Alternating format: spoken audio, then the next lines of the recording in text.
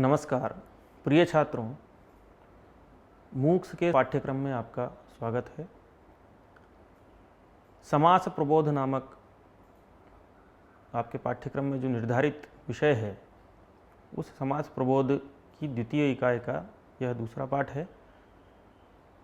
इससे पूर्व पाठ में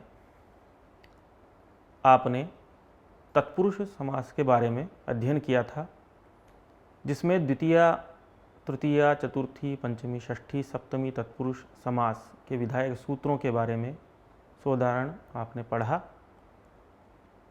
अब तत्पुरुष का ही एक भेद है, अंगभूत समास होता है कर्मधारय समास, जिसके बारे में आप इस पाठ में विशेष रूप से पढ़ेंगे।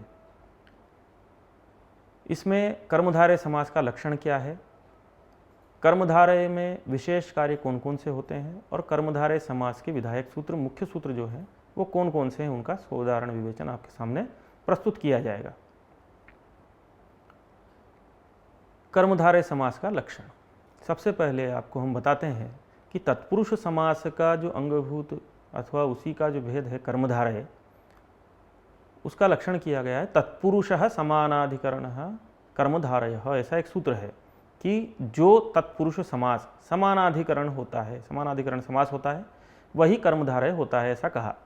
समानाधिकरणम नाम समानम अधिकरणम यस्य, कि समान अधिकरण हो जिनका, जिसका अधिकरण का अर्थ आधार है यहाँ पर, अर्थात विरुद्ध विभक्ति राहित्ये सति अभेद संबंधेन एकार्थ बोधकः कर्मधारयः, कि विरुद्ध विभक्ति न हो अर्थात समान विभक्ति हो और अभेद संबंध से एकार्थ का बोध करवाता हो जो समास, ऐसा समानाधिकरण समास कर्मधारय समास होता है।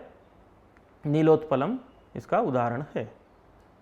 नीलम च तदुत्पलम, अर्थात नील शब्द भी उत्पल को ही बताता है और उत्पल शब्द भी उत्पल को ही बताता है। नीलाभिन्नम उत्पलम, ऐसा यहाँ पर बोध होता है।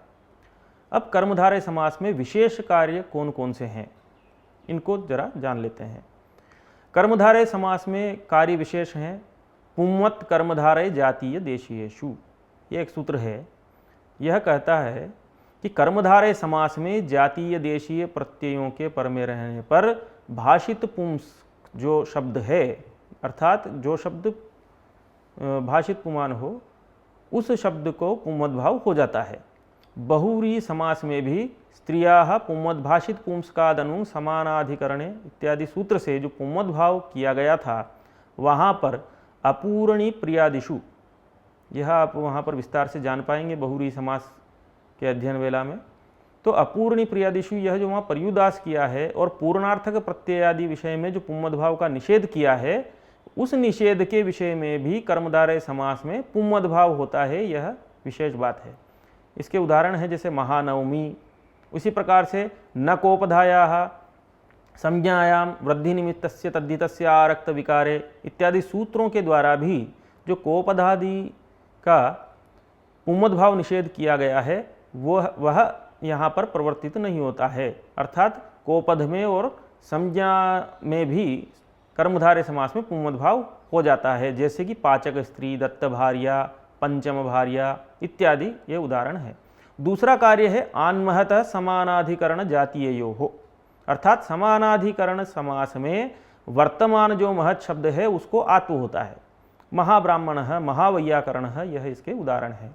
उसके बाद अन्य सूत्र आता है द्व्यष्टनः संख्यायाम अबहुव्रीह्यशीत्योः, ऐसा। इस सूत्र का अर्थ है कि समानाधिकरण समास जब करते हैं तो उसमें समानाधिकरण समास में वर्तमान द्वि और अष्टन शब्द जो हैं उनको आत्व होता है। इसके उदाहरण है द्वाविंशतिः, अष्टाविंशतिः, द्वादश, अष्टादश इत्यादि। इसी प्रकार से अन्य एक सूत्र है त्रयस्त्रयः। त्रिशब्द को त्रयस आदेश होता है समानाधिकरण समास में, जैसे कि त्रयोदश, त्रयोविंशतिः और विभाषा चत्वारिंशत् प्रभृतो सर्वेषाम। इस सूत्र से जो पूर्व में जो त्रयादेश इत्यादि कार्य जो कहे गए हैं, वह सभी, अर्थात आत्व इत्यादि जो कार्य कहे गए हैं, द्वि अष्टन त्रि, इनके जो आदेश कहे गए हैं पूर्व सूत्रों से, वो सभी यहाँ विकल्प से होते हैं। जैसा कि द्वाचत्वारिंशत्, द्विचत्वारिंशत्, अष्टाचत्वारिंशत्, अष्टचत्वारिंशत्, त्रयश्चत्वारिंशत्, त्रिचत्वारिंशत्, यह सब इसके उदाहरण हैं। इसके बाद अन्य जो सूत्र हैं उनका भी विवेचन हम करते हैं कि पूर्वकालैक सर्वजरत पुराण नवकेवलाः समानाधिकरणेन, यह कर्मधारय समास विधायक सूत्र है। इसके पहले हमने कर्मधारय समास में जो विशेष कार्य थे उनको जाना था। अब कर्मधारय समास के विधायक सूत्रों के बारे में पढ़ लेते हैं कि पूर्वकालैक सर्वजरत पुराण नवकेवलाः समानाधिकरणेन, कि पूर्वकाल एक, सर्वजरत पुराण, नव केवल, ये जो 7 सुबंत हैं इनका समानाधिकरण समर्थ के साथ, सुबंध के साथ समास होता है, जो कि तत्पुरुष संज्ञक होता है, अर्थात कर्मधारय समास वह है। यहाँ पर पूर्वकाल शब्द से पूर्वकाल वृत्त्यर्थक शब्द का ग्रहण किया जाता है और अन्य शब्दों का तो स्वरूप पर ही ग्रहण होता है, यह विशेष बात है। यह विशेषण पूर्वपदक समास है। विशेषणम विशेष्यण बहुलम, इस सूत्र से यद्यपि विशेषण विशेष्य दोनों का समास कहा गया है आगे, फिर भी प्रथमा निर्दिष्टम समास उपसर्जनम सूत्र के द्वारा समास विधायक सूत्र में जो प्रथमांत निर्दिष्ट पद है उसकी उपसर्जन संज्ञा होने पर उसका पूर्व प्रयोग किया जाता है। तो उस कारण से पूर्व प्रयोग नियम के लिए ही विशेष रूप से, अर्थात पूर्वकाल वृत्ति शब्द, एक शब्द, सर्वजरत इत्यादि शब्दों का पूर्व निपात जिस प्रकार से हो पाए, उस कारण से यह सूत्र आरंभ किया गया। जैसे पूर्वम स्नातः पश्चादनुलिप्तः, एकनाथः, जरन्नैयायिकाः, ये सब यहाँ के उदाहरण हैं। और दूसरा सूत्र है कुत्सितानि कुत्सनैहि, अर्थात कुत्स्यमानानि निंद्याः, जिनकी निंदा की जाती है, की जा रही हो, उनका कुत्सनैहि नाम निंदा हेतुवाचक पदों के साथ समास होता है। जैसे वैयाकरण खसुचि, ऐसा है, वैयाकरण खसुचि ही, अर्थात ऐसा वैयाकरण जो प्रक्रिया पूछने पर आकाश की ओर देखने लगता हो, तो यहाँ पर निंदा गम्यमान है। इसी प्रकार मीमांसक दुर्दुरुटः, कि जो मीमांसा जान करके भी अन्यथा व्याख्यान करता हो, दुराक्षेप करता हो, उसके बारे में यह निंदा है। तो कुत्सित शब्दों के पूर्व निपात के लिए इस सूत्र का आरंभ किया गया है। यहाँ पर कुत्सन ही प्रवृत्ति निमित्त है, ऐसा, इस कारण से कठधूर्त इत्यादि जो आगे समास कहा जाएगा वहाँ पर यह समास नहीं होता है। अन्य सूत्र है पापाण के कुत्सित ही, अर्थात पाप और अणक शब्द जो हैं वो कुत्सित वाचकों के साथ समास को प्राप्त करते हैं, उनकी भी तत्पुरुष नाम कर्मधारय संज्ञा है। पापाणक शब्द जो है निंदा हेतु के वाचक हैं, उनके पूर्व प्रयोग के लिए ही इस सूत्र का आरंभ किया गया है। जैसे पाप नापितः, अणक कुलालः, विशेषण उत्तर पद, यह समास है, ये इसके उदाहरण हैं। और उपमानानि सामान्य वचनैहि, उपमीयन्ते सादृश्येन तानि उपमानानि, ऐसा कहते हैं, अर्थात सादृश्य निरूपक जिनको कहा गया है।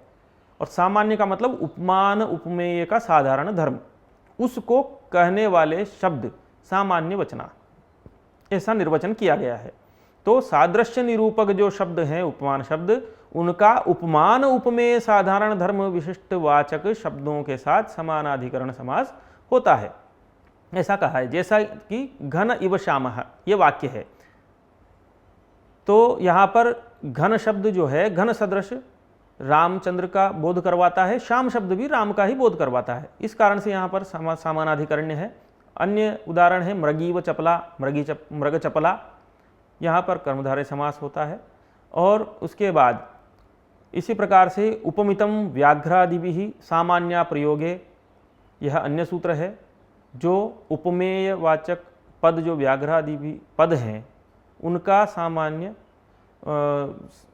सामान्य धर्म का अप्रयोग होने पर समास करता है, कि उपमेय वाचक जो व्याघ्रादि भी पद हैं उनके साथ जो समास होता है तत्पुरुष समास, ये सामान्य धर्म के अप्रयोग में होता है। जैसे पुरुषः व्याघ्रः इव, पुरुष व्याघ्रः, ऐसा है। विशेष्यवाचक पद के पूर्व प्रयोग के लिए, पूर्व निपात के लिए इस सूत्र का आरंभ किया गया है।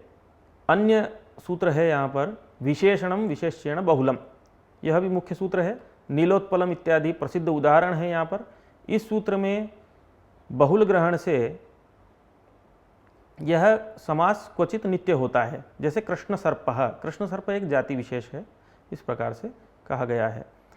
अन्य सूत्र भी यहाँ पर कर्मधारय समास के विधायक सूत्र हैं, जैसे पूर्वापर प्रथम जघन्य समान मध्य मध्यम वीराश्च पूर्व वैयाकरणः अपराध्यापकः वीरपुरुषः इत्यादि इसके उदाहरण होते हैं।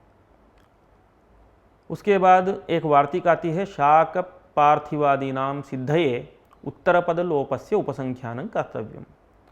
यह वार्तिक जो है शाक प्रिय पार्थिवः, ऐसा जो प्रसिद्ध प्रयोग है कि शाक पार्थिव, उसमें मध्य में जो है प्रिय शब्द उसका लोप हो जाता है, तो शाकानाम प्रिय ऐसा वा कह सकते हैं। उसमें उत्तर पद का लोप होने पर शाक प्रिय जो है शाक प्रियश्च असौ पार्थिवश्च शाक प्रिय पार्थिव, इस प्रकार से हम यहाँ पर समास करते हैं। इसी प्रकार से सन्महत परमोत्तमोत्कृष्ट उत्कृष्टाः पूज्यमानैः, यह एक अन्य सूत्र है। वृंदारक नाग कुंजरैः पूज्यमानम किमक्षेपे पोटा युवती इत्यादि जो सूत्र हैं ही कर्मधारय समास का विधान किया गया है। इन सूत्रों का सोदाहरण विवेचन आप पाठ योजना में विस्तार से देख सकते हैं। यहाँ पर दिंग मात्र आपके लिए निर्देश कर दिया गया है। इस प्रकार से आपने इस पाठ में कर्मधारय समास किसे कहते हैं, कर्मधारय समास में कार्य विशेष कौन कौन से होते हैं और कर्मधारय समास के विधायक सूत्र कौन कौन से हैं, जो मुख्य सूत्र यहाँ पर आपको बताए गए हैं, उन सब का अध्ययन किया। इस प्रकार से आपका यह पाठ यहीं पर समाप्त होता है। धन्यवाद।